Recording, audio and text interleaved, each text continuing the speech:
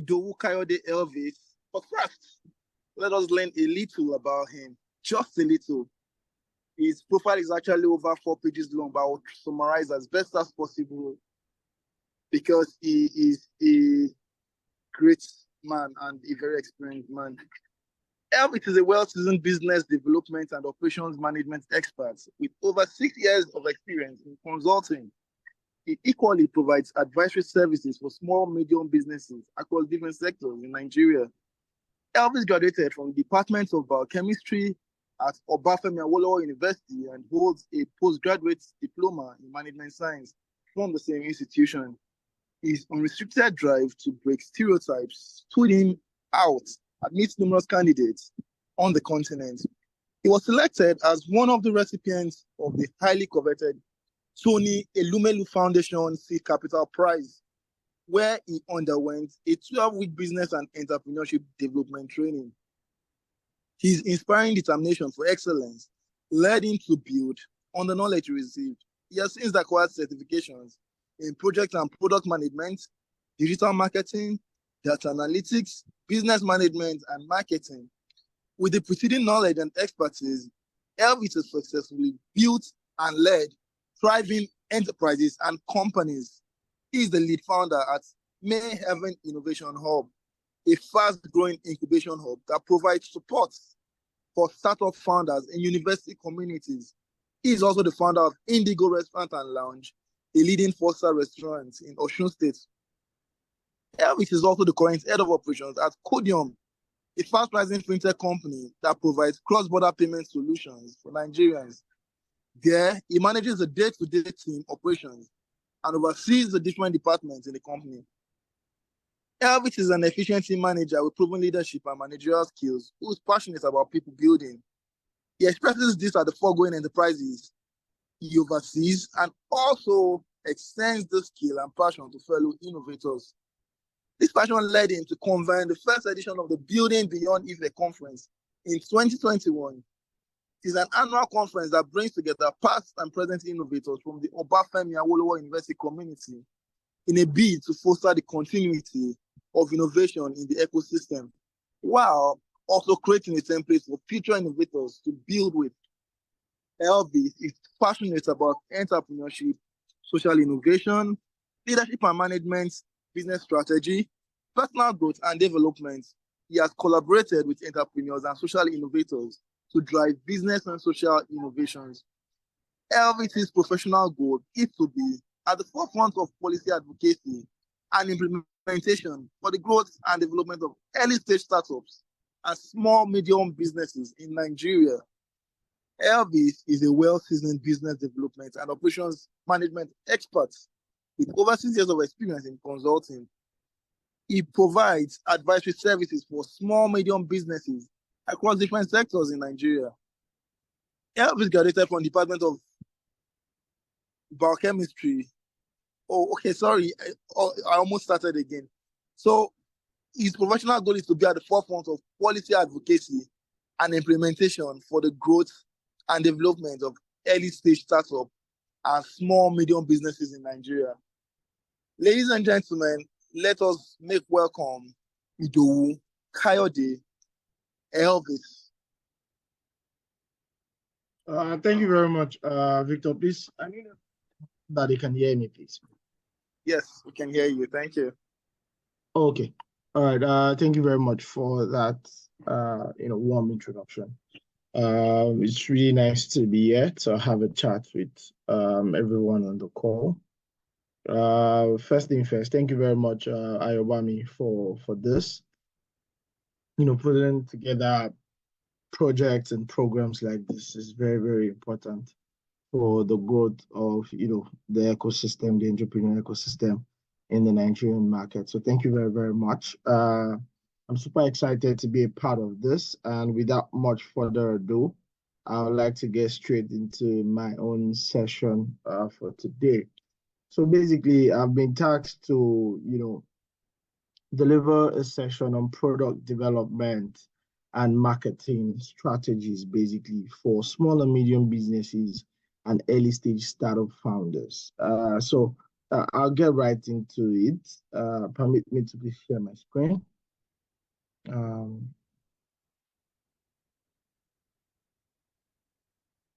So yeah, please confirm that you can see my screen. Yes. Okay. All right, great. So yeah, product development and marketing strategies, tailored for SME owners and early stage startup founders in Nigeria, delivered by myself, Kayode of this. So let's get right into it. And so I mean, while Ayobami was talking, he highlighted a lot of important traits and important things that every entrepreneur, either you're a startup founder or an SME owner, the important traits that every entrepreneur must have, and certain questions that every entrepreneur must be able to answer. It's really, really important that, that he touched base on that. He sets the right foundation for the direction of my own conversation. So let's get right into it. So the things we'll look at in this presentation, we'll look at what is product development. We'll look at understanding the Nigerian market, marketing strategy, leveraging local network for growth, and we'll look at one or two case studies, for this, for this particular, so we look at something that is very particular to the Nigerian market. You understand? So basically, what is product development? You understand? And it's very simple. I like to keep things very, very simple without, using too many opaque and technical jargons, basically. Product development is the process of creating or improving a product from the initial idea to its launch in the market. So basically, from the moment you decided to be an entrepreneur, and then you started thinking about the business that you want to do, and then you were thinking about how you want to start that business, you have to produce this, you have to produce that, or you have to do this, you have to do that. All of those processes is, it's the process of product development. You understand? And you might ask, why is it important? In the Nigerian context, many entrepreneurs start with great ideas, but face challenges turning them into market-ready products. You understand? You're super pumped that you want to start a new business, and everything seems right. But a month or two down the line, you find yourself being stuck, and you're not sure about the next direction to take. You understand? So it's one of the major reasons why discussing the concept of product development is really, really important. And the question you want to ask yourself is, how do you develop a product that meets local needs and grow in a competitive market like Nigeria? You understand? The essence of one of the things that a proper product development framework would achieve for you is that it would help you understand how you actually want to sell this service, in the market. How do you want to provide this solution for people? You understand? So, and that would take us to what are the stages involved in product development? You get what are the things you need to consider in product development? So the very first one is idea generation. That's the stage that you find the highest percentage of people that want to get into entrepreneurship. Everybody has ideas. Idea generation. You're traveling today and you're thinking, oh, what if the boss could do A, B, C, D? Idea generation. Focus mainly on identifying the local pain point. You understand? That is what is the need for this service? What is the need for this product? You understand? The example I gave, which is that logistics issue in Lagos can inspire a product that helps streamlines deliveries within the city. You look at products or companies like Chowdeck. You look at companies like GIG Logistics. You understand? So idea generation, that's like the very first stage in product development. The second one is product designing and prototyping. So you've identified a pain point. You've gone through a process of thinking about an idea that can solve that pain point. How do you then begin to design how you want to solve this product, either with a product or a service? So that's where you now start thinking that, oh, do I want to build an app? Do I want to create a website? Do I want to make a physical product? Do I want to get a space in the market. All of those things. Those are some of the steps involved in product designing and prototyping. And it is in this stage you create the initial version. In technological products, we call them minimum viable products. You understand? You create a prototype, you create the first look-alike of what your solution is supposed to look like. You understand? So after idea generation, you go into product design and prototyping. From there, you move to product testing and iteration. So now you've designed this product, you've created the app, you've created the website, you've created the first batch of your chin, or you've created the first batch of your cleaning detergent. You've created the very first design of what your product is supposed to look like. Now you need to get feedback. You need to test it. You need to see how people are interacting with this particular solution that you've created. Hence, why we talk about product testing and iteration. So it is at this stage that when you've made that change, when you've made that product, you're giving it to people to use, and they are letting you know that, how about the app should do XYZ? Oh, maybe you want to deep fry this thing rather than frying it with oil, or you want to air fry it, or you want to change the packaging. It is at this stage that you get actual feedbacks from people either consuming this product or making use of this service. You understand? Oh, the website, it takes too long to load. Oh, the app is buggy, things like that. You get the feedback, you get the feedback from the users, and then you use the feedback to tweak and iterate your product to now begin to solve the solution, begin to solve the problem the way it should.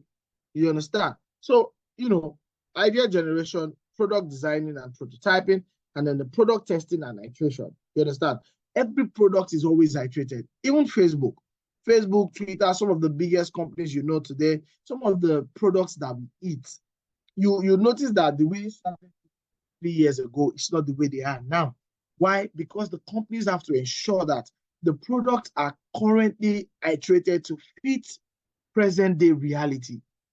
So to just get the idea is not enough.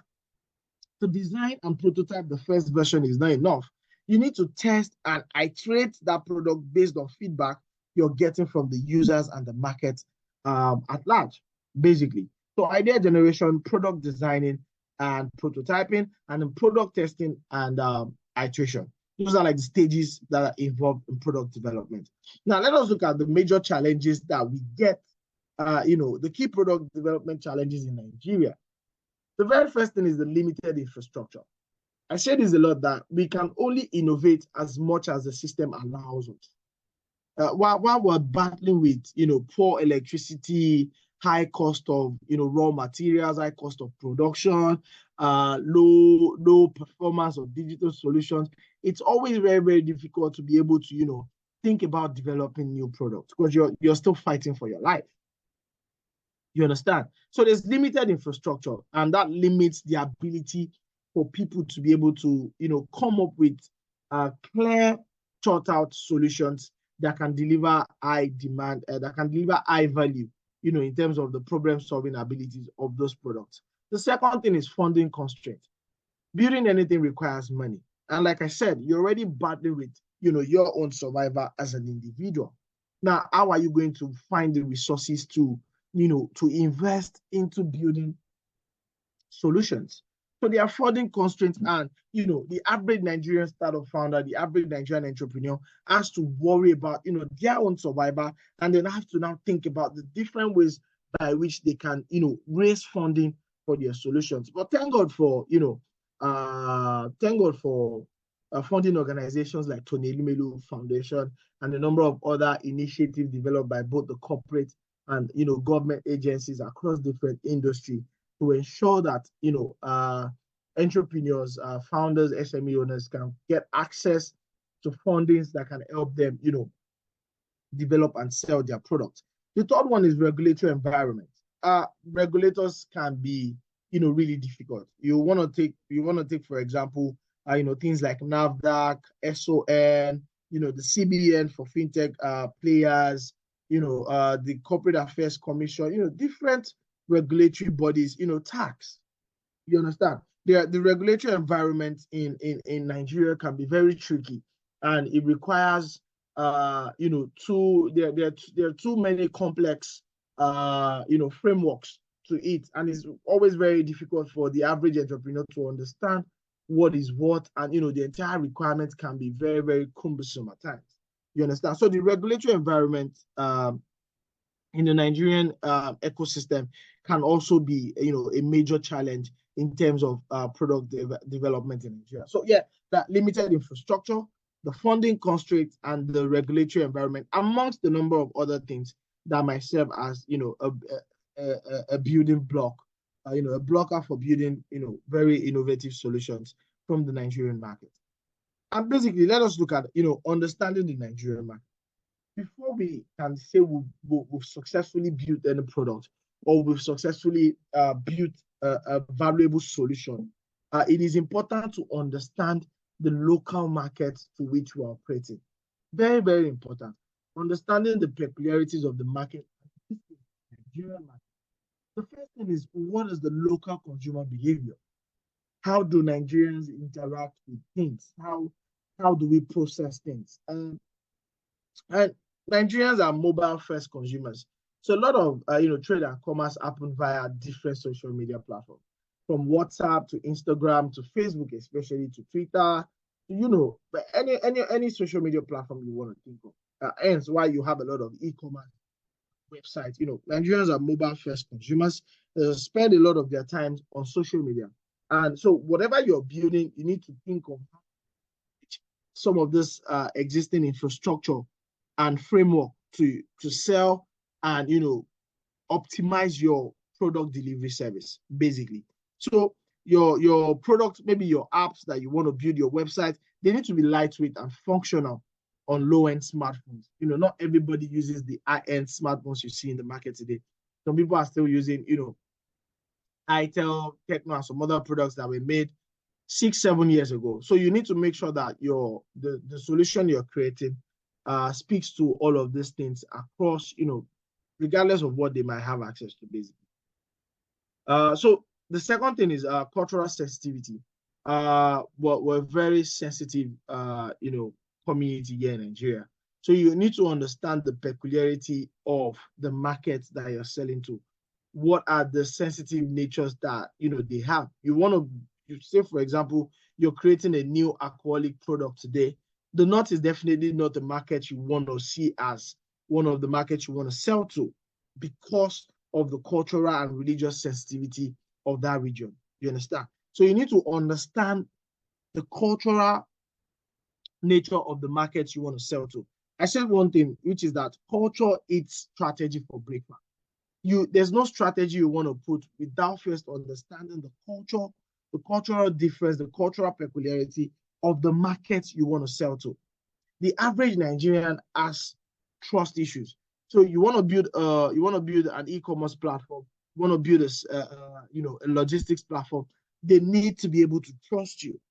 You understand? So you need to understand all of those things. You need to understand the peculiarities of the local market you want to sell to. You understand? So it's important you understand, one, the consumer behavior, two, the cultural and religious sensitivity of the market you want to sell to. You understand? So take, for example, Jumia had to, start doing payment on delivery. To do what? To address the issue of, trust. People don't just want to release their money and then have a case of what I ordered versus what I got. So when they see, they like there's a saying that money for hand, back for grab. So when they see the product they ordered for, you understand, they would pay for it because of what? There's very, very low, trust. You understand? The barrier to trusting each other in the Nigerian market is very, very low. So you need to consider and put into consideration some of these peculiarities as we're developing our product. So that's that about product development. Now we've developed this product, how are we going to market it? And that's going to take me to strategy. You understand? Now, for marketing, I'm sure a lot of us must have heard what we call the 4 P's of marketing. And every marketing starts with these 4 P's, which is the product, the price, the place, and promotion. Now, the 4 P's of marketing will start with product. That is, this thing that we want to market, what does it do?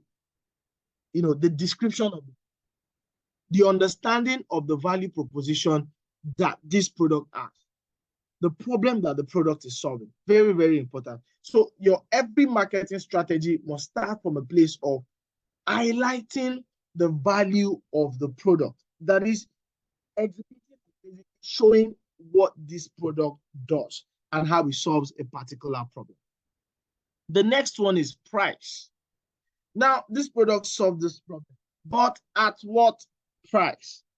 Because remember, we're not running a charity. You understand? So yes, this product at the value with the value proposition has to come at a price point. So what is the price that we're giving to this particular product for the solution is solving? So your marketing strategy must cover that. You understand? So you need to understand how Nigerians relate to pricing. And that's why you see some people say, oh, 50% off or 25% this and that. You get what I'm saying? So pricing, very, very important. The third thing, the place. Where are you selling this product? If you're selling online, if you're selling at the malls, if you're selling at the major markets, where are people going to see the product? Know the price. You understand? So they can pay for it. And that's the essence of place. Where are your customers? Where are they? You understand? So your marketing strategy must also cover place. And the last one is promotion. How are you promoting this product? Are you making use of billboards? Are you making use of out-of-home advertising channels? Are you making use of digital marketing platforms? Basically, promotion. How are you promoting your product? Are you making use of influencers? Are you organizing events, trade fairs and the likes to showcase your product? So it's really, really important that your marketing strategies covers 1, the product, 2, the price, 3, the place, and 4, the promotion. How are you promoting this product? These are the 4 P's of marketing that are very, very important. Now let's talk about the digital marketing channels for Nigerian SMEs and early stage.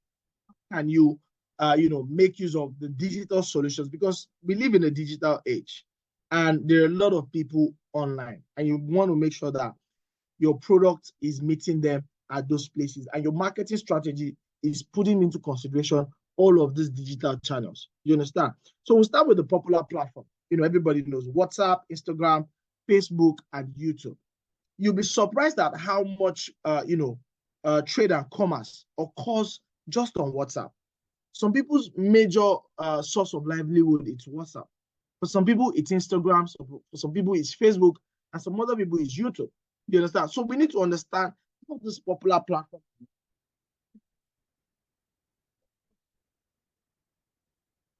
A lot of us have seen this, different times. Popular people advertising a product, giving credibility to a product. Influencer marketing also helps to build trust, because if people believe that an influencer that they trust is endorsing a particular product, it goes a long way to build trust. So influencer marketing is really, really important. You understand? So I just give us a very clear use case, which is a fashion startup in Lagos making use of Instagram stories to drive sales. You understand? While the food vendor in Ibadan can use WhatsApp to receive and confirm orders. So we need to make use of these digital marketing channels to, for our product delivery. You understand? So making use of the popular platforms and then influencer marketing to build trust and, increase visibility for the product that can then lead to, more awareness and sales generation for the business. Then also leveraging local network for growth. There's a reason why there are a lot of societies. Find association of mechanics, association of plumbers, association of this. Is because with partnerships, you can begin to get access to a lot of things. So you find a lot of, societies, a lot of communities having partnerships with banks, with telecommunication, and some other service providers, just to give discount to some of their members, to give access to funding to some of their members. You understand? So you need to belong to a community. It is important that as entrepreneurs working in the Nigerian market, that we're not building in isolation. Very, very important that we seek clear partnerships. They make your life a lot more easier. You want to seek partnerships. You want to focus on community building. You want to join hubs there are different orbs, there are different societies, there are different communities, there are different groups of, like-minded people that are building and doing similar things. And it's a lot more easier to, access opportunity as a community. You understand? And also seeking partnerships also help with, improving our service delivery process. So in all of this, you understand, it is important that we understand the concept of product development. Once we've developed this product, we need to sell this product. Hence, the need to understand marketing strategies and, the 4 P's of marketing, the digital marketing channels. You understand what I'm trying to say? The local community building approach to selling products and getting access to things that can, make life a lot more easier for us. I'll end my own presentation with this case study. A lot of us know PiggyVest and we've used them. But you want to ask yourself, how did PiggyVest even become so influential? You understand? They had a simple goal: make saving a lot more effective for people. And how did they start their product development? One single tweet on Twitter. PiggyVest started with a single tweet on Twitter. I mean, at least based on what their founder said. And they started small. They built the very first platform. And then they began to iterate. Then it went from just saving to becoming an investment platform where people can save and lock and invest their money and get returns. It didn't start, the PiggyVest you see today was not the very first version. So they went from the very, the savings feature to, being a full-blown savings and investment. And how did they do their marketing strategy? They leverage heavily on digital marketing. You understand? Influencer marketing, social media, content marketing, and, education to show Nigerians, especially the young ones, the Gen Zs, the importance of investing. You understand? So if you look at this case study, it would help you see the importance of digital in marketing and also the idea of, product development in building a successful product, basically. And this is for, a startup. The second case study, how many of us have seen this wheel since the morning? A lot, you find this across different, across different major supermarkets, major malls. You see them on the shelf. And this is a well-known small, medium enterprise. You understand? It's a well-known small, medium enterprise. It's a Nigerian-owned beverage brand that produces natural fruit drinks, focusing on healthy and local ingredients. They began small. Wilson Lemonades used to, when they started, they had just smaller packages that they were selling across, events. So you find them at different trade fairs. You find them at, any exhibition shows and all of that. You understand? But through product development iteration, they went through different phases of development to now become what you're seeing today. And I'm sure for the company, they are not stopping there. You understand? And for marketing strategies, they are heavily reliant on partnerships with major supermarkets, so that they can showcase and display their products across different supermarkets. You understand? Yes, they also make use of local influencers to promote the brand, offer special discounts and promotion. So you can see that even if you're a startup founder or you're a small, medium business owner, it's very important that we understand the concept of product marketing and of product development and marketing strategies as a business that is building here in Nigeria. So it's important that we understand all of this process and be able to apply them to all of our to our own business. And I'm going to leave us with this word, which is the fact that start where you are, start small, and begin to use some of the understanding of what Mr. Ayobami has shared in terms of what we need to do, how we need to be as entrepreneurs, and then take the knowledge that you understand with the product development and marketing strategy concept to build and iterate and deliver quality service to your potential customers. Use this this understanding to improve your business operation and improve your marketing strategies as a business owner. It's been a short time talking to you guys. This is where I would round up my own section of this, this boot camp. Thank you very much, guys. It's been a pleasure talking to you. I think I'll use the mic now for possible questions, so I can take that and we can round up the session. Thank you very much.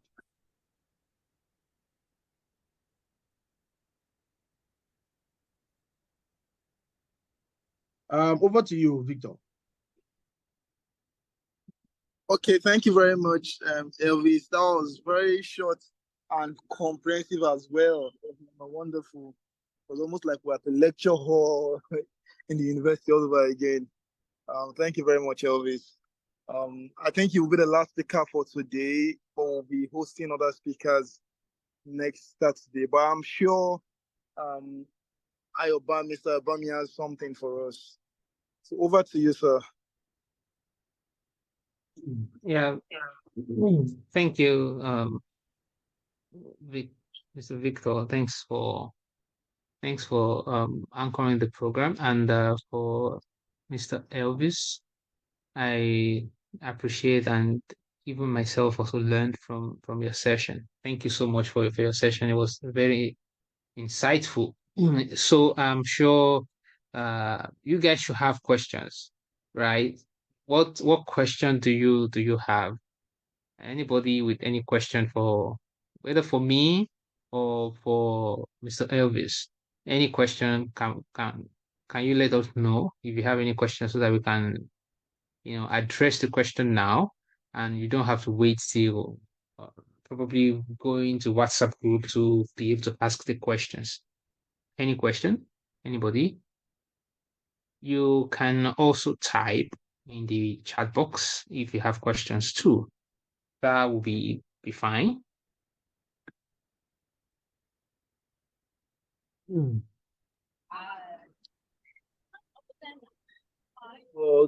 Okay.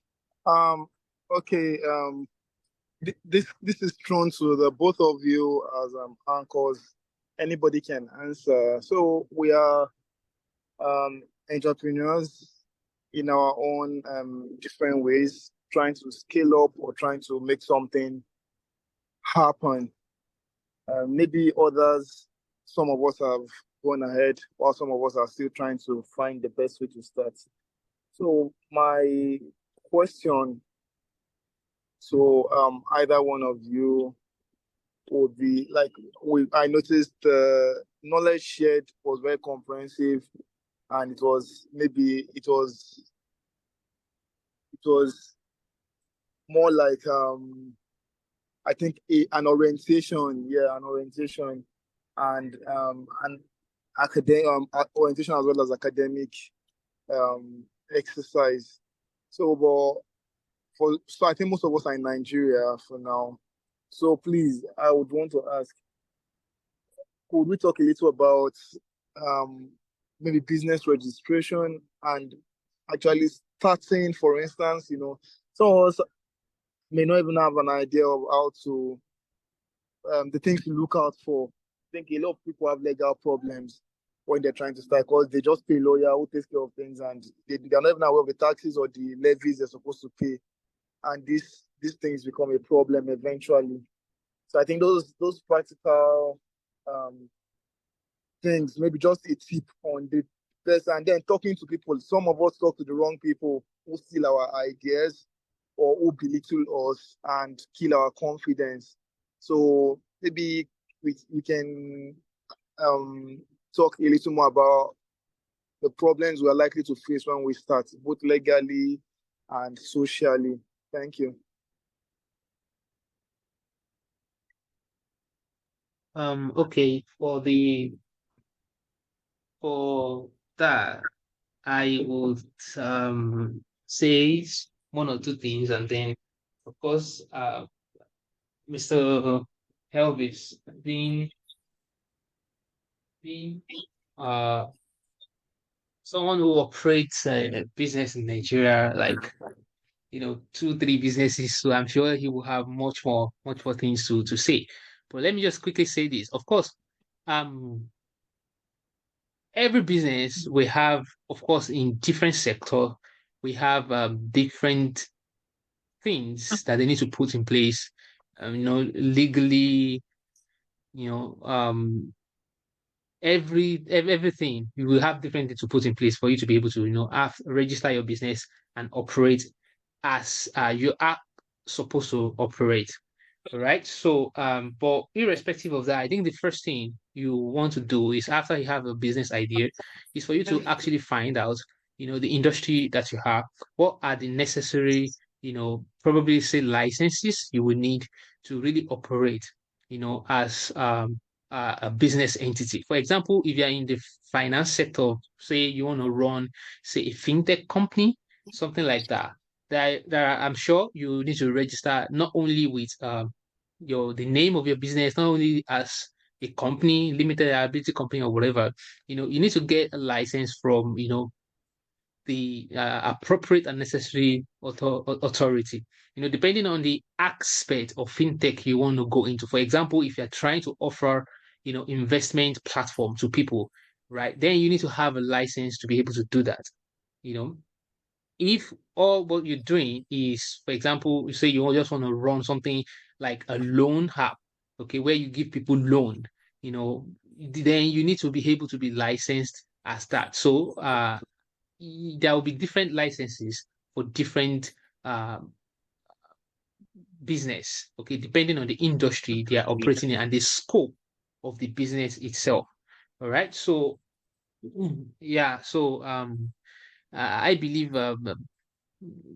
Elvis will be able to actually give you much more details about that. Also, if you wouldn't mind to also let us know if you have any specific, industry in mind, then maybe that will also help in providing some Oh, further answers. But before that, oh, okay, yeah, yeah. So on a general note, let me just quickly speak too, because yeah. So, but on a general note, there's something we call finding the smallest entry point. Even for a lot of fintech startups or any business you want to do, there are things you can still do from the very get go, just to be able to get what we call POC, which is the proof of concept. So there are a lot of if you're building a fintech product, for example, you don't necessarily have to seek a license as soon as possible. There are other infrastructures you can build, and you just make use of their own. You just write on the back of their license. So it's gonna occur as though you're doing business on their behalf. There are different service level agreements to that. But the most important thing is actually having a full and very good understanding of the dynamics of the industry you're playing in. You understand?